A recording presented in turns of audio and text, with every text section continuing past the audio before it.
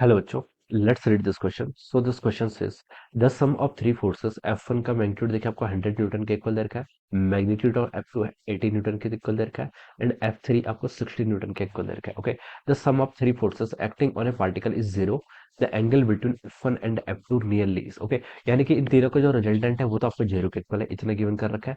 आपको बताना है कि F1 और F2 के बीच का आपका एंगल कितना होगा, ये आपको बताना है। ऑलराइट, तो देखिए A option 53, B 143, C 37, D 127 and E option is 90 degree. Alright, तो चलिए अब हम इस क्वेश्चन को स्टार्ट करते हैं। तो देखिए बच्चों, इस क्वेश्चन का की कॉन्सेप्ट आप क्या लिख सकते हैं। The key concept of this question, ये आपका इक्विलिब्रियम पर बेस्ड क्वेश्चन, किस पर? इक्विलिब्रियम। ओके, इक्विलिब्रियम बोल दीजिए इसको, या फिर आपको इसको मतलब इक्विलिब्रियम का मतलब क्या होता है? इक्विलिब्रियम का मतलब होता है कि इक्विलिब्रियम। ओके, इक्विलिब्रियम का मतलब होता है कि आपका जो रिजल्टेंट, आपका जो नेट फोर्स है वो कितना आपका जीरो के इक्वल। ओके, एक पार्टिकल है जिस पर आपके तीन फोर्सेस लग रहे हैं। ओके, 100 न्यूटन, 80 न्यूटन, 60 न्यूटन, ये एक्ट कर रहे हैं एंड एंगल बिटवीन F1 और F2 आपको नियरली बताना है कि सच दैट ये तीनों का रिजल्टेंट आपका जीरो के इक्वल आ रहा है। तीनों का रिजल्टेंट किसके इक्वल आ रहा है? आपका जीरो के इक्वल आ रहा है, ये बताना है। ओके, अब देखिए बच्चों, इसको हम कैसे समझ सकते हैं?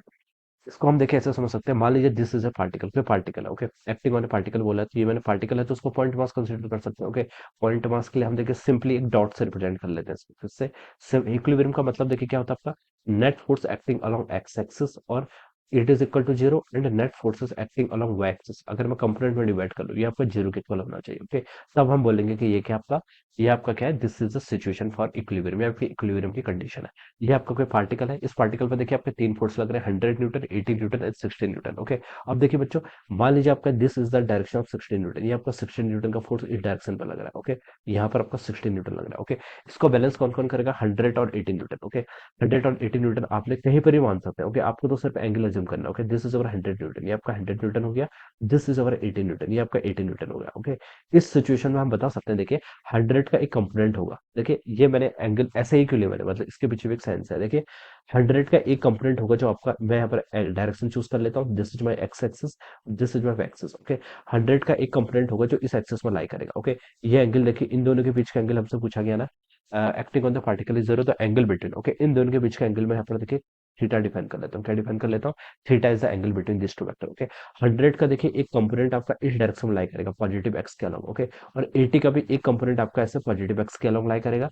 तो 100 और 80 का जो कंपोनेंट पॉजिटिव एक्स के अलोंग लाई करेगा, उन दोनों का रिजल्टेंट और ये 60 न्यूटन का रिजल्टेंट, ये क्या करेगा? एक दूसरे को आपको कैंसिल करना चाहिए। ओके, ये क्या करना चाहिए? एक दूसरे को कैंसिल करना चाहिए। सिमिलरली हम ये भी बोल सकते हैं 100 न्यूटन का एक कंपोनेंट देखिए आपका ऐसे पॉजिटिव वाई की तरफ लाई करेगा और 80 न्यूटन का एक कंपोनेंट ऐसे नेगेटिव वाई की तरफ लाई करेगा। ये दोनों भी एक दूसरे को करने चाहिए, कैंसिल करने चाहिए। तभी आपका टोटल क्या होगा? आपका नेट फोर्स आपका जीरो के इक्वल होगा। ओके, तब हम यहाँ पर एक कंडीशन को कर सकते हैं, सेटिस्फाई कर सकते हैं। ओके, तो हमें यहाँ पर देखिए बेसिकली इन दोनों के बीच का आपको एंगल बताना है। ओके, इन दोनों के बीच का एंगल बताना, और कंडीशन क्या है? कंडीशन ये है कि देखिए ये 100 न्यूटन और ये 80 न्यूटन का जो भी इनके बीच का देखिए, इन दोनों का जो भी रिजल्टेंट आएगा अलोंग एक्स एक्सिस, ओके, वो इसको बैलेंस मस्ट करना ही चाहिए। ओके, यानी कि हम क्या बोल सकते हैं? 100 और 80 न्यूटन का जो रिजल्टेंट है वो 60 न्यूटन के इक्वल होना चाहिए, ये हम यहाँ से बता सकते हैं। Okay, we can say that 100 newton का और 80 न्यूटन का जो भी रिजल्टेंट आएगा वो इस 60 न्यूटन को क्या करना चाहिए? बैलेंस करना चाहिए। बैलेंस करना चाहिए, इसका क्या मतलब है? 100 और 80 का जो रिजल्टेंट होगा वो आपका 60 के इक्वल होना चाहिए। और आपको यहाँ पर एंगल थीटा कितना है आपका? Theta is the angle between 100 Newton and 80 Newton, और वही एंगल थीटा आपको क्या करना है? आपको फाइंड आउट करके बताना है। ओके, हम इसको देखिए इस तरीके से आपको लिख सकते हैं। ओके, अब देखिए बच्चों, हम इसको सॉल्व कैसे करेंगे? दो वेक्टर्स का रिजल्टेंट आपका 60 न्यूटन के इक्वल आना चाहिए और पॉजिटिव एक्स के अलावा आना चाहिए। तब हम बोलेंगे कि ये 60 न्यूटन और इनका जो रिजल्टेंट आएगा 60 न्यूटन, वो एक दूसरे को कैंसिल करेगा। तो 100 और 80 का रिजल्टेंट 60 आना चाहिए। दो वेक्टर का रिजल्टेंट देखिए कैसे लिखते हैं? रिजल्टेंट आपका दो वेक्टर्स का देखिए हम ऐसे लिखते हैं, the resultant of two vector होता है, जैसे two vectors A vector and B vector है, तो हम उसको लिखते हैं देखिए ए वेक्टर का स्क्वायर प्लस बी वेक्टर का स्क्वायर प्लस कितना आपका 2ab cos theta. Okay, where theta is the angle between A vector and B vector. Okay, तो यही कंडीशन अब मैं यहाँ पर भी क्या करूंगा? सेटिस्फाई करूंगा। ओके, तो इन दोनों का रिजल्टेंट का मैग्नीट्यूड कितना होता है? 60 न्यूटन, तो रिजल्टेंट तो आपका 60 आना चाहिए। ये किसके इक्वल होगा? आपका root of A square plus B square. A का स्क्वायर कर लीजिए, देखिए 100 का स्क्वायर प्लस बी का स्क्वायर कितना आपका? 80 का स्क्वायर प्लस 2ab कितना हो जाएगा आपका? 2 into 100 into 80, 2 into 100 into 80 into cos theta. Okay, वह theta is the angle between our 100 newton और 80 न्यूटन। ओके, तो यहाँ से देखिए दोनों साइड स्क्वायरिंग कर लेंगे तो 60 का स्क्वायर कितना होगा आपका? 3600। यहाँ पर देखिए कितना आ गया? 100 का स्क्वायर करेंगे तो आपका 10,000 के इक्वल हो जाएगा। ओके, प्लस 80 का स्क्वायर करेंगे तो आपका 6400 के इक्वल हो जाएगा।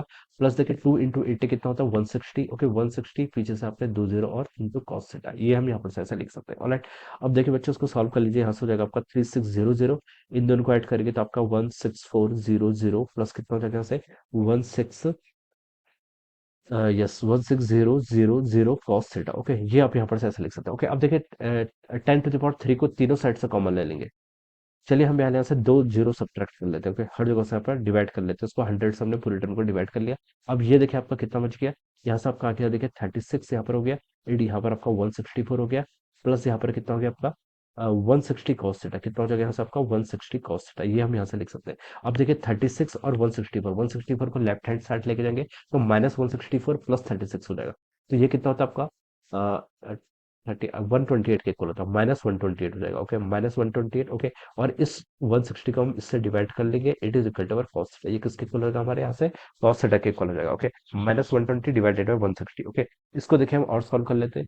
ये आपका देखिए किससे इसको डिवाइड करें, इसको आप 8 से डिवाइड करेंगे तो देखिए आपका ऊपर क्या बच जाएगा आपका -16 और यहाँ पर आपका 20 बच जाएगा। राइट, यस, कॉस थीटा के इक्वल। अब इसको आप एक बार 4 से भी डिवाइड कर लीजिए। यस, 4 से और हो गए -4/5, it is equal to cos theta, ये क्या हो जाएगा आपका कॉस थीटा हो जाएगा। ओके, तो कॉस थीटा की बच्चों देखिए कितनी वैल्यू होगी आपके यहाँ से, आपकी कॉस थीटा की वैल्यू आपके यहाँ से आएगी -4/5 के। ओके, और देखिए आपका -4/5 है। ओके, तो cos 4/5 कब होता है, देखिए cos 4/5 आपका 37 डिग्री पर होता है। कितने डिग्री पर होता है 37 डिग्री पर। ओके, माइनस है तो हम क्या कर लेंगे पाई -37 कर लेंगे। ओके, कितना कर लेंगे पाई माइनस, तो थीटा की वैल्यू हम लिख सकते हैं पाई -37। पाई की वैल्यू देखिए आपकी 180 के इक्वल होती है, -37 कर लीजिए। तो इसको हम सब्ट्रैक्ट करेंगे तो देखिए ये कितना हो जाएगा आपका 3। ओके, 18 17 ये आपका 143 के इक्वल आएगा, कितना आपका 143 डिग्री। ऑलराइट, तो आपका जहाँ पर जो इन दोनों के बीच का एंगल होना चाहिए वो कितना होना चाहिए आपका 143 डिग्री के इक्वल होना चाहिए। ओके, तो हम यहाँ से बता सकते हैं बच्चों, देखिए जो आपका ऑप्शन बी है, option B will be the correct answer of this question. यहाँ पर हमें देखिए 143 गिवन कर रखा है, तो we can say that option B will be the correct answer of this question.